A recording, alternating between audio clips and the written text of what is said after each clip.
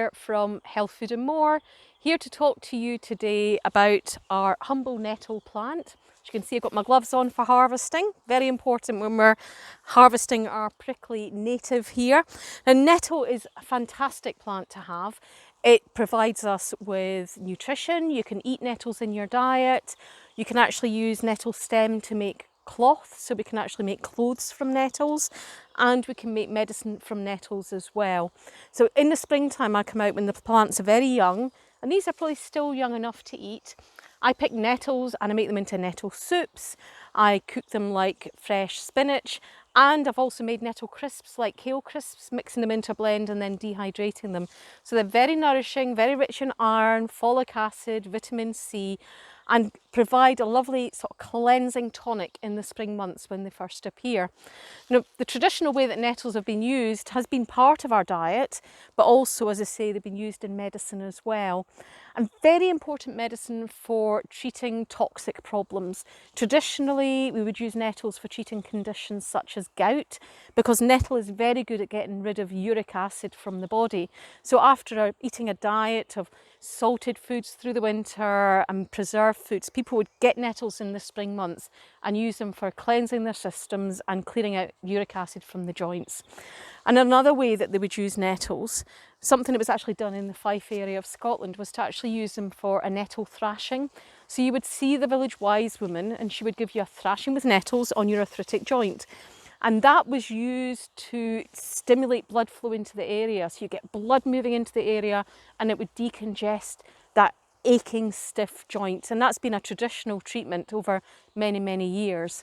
Not something that we practice in modern herbal medicine now. I think we might attract the wrong sort of client into our clinic rooms, or we may be sued if we were to start beating people with nettles.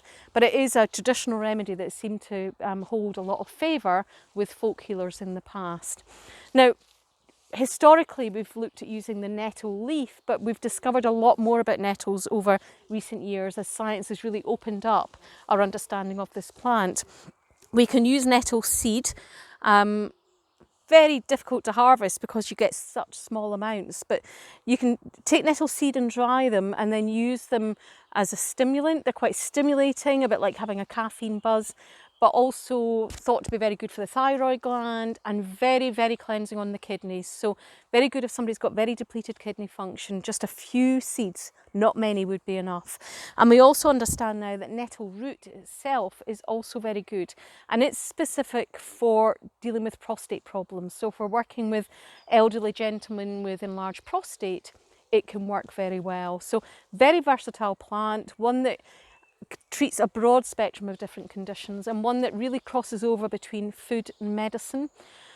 You know, one of the things that I should highlight about nettle is that anyone that eats it regularly in their diet, or if they're drinking things like nettle tea, they always come back and tell me their nails are good and they've got really good shining hair, and that's because it is so rich in all these essential nutrients that are so good for our health.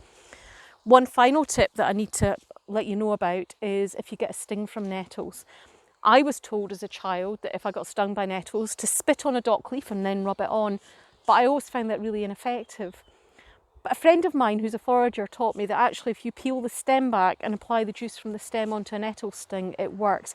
And I have to say it's almost instant. I stung myself earlier on, put some nettle stem, dock stem juice onto it, and literally within a minute all the swelling had gone, all the redness had gone. So it's the dock stem that you want, not the dock leaf. And that makes harvesting it so much safer if you know how to treat the stings effectively. Happy foraging and happy nettle eating, because they're really good for you.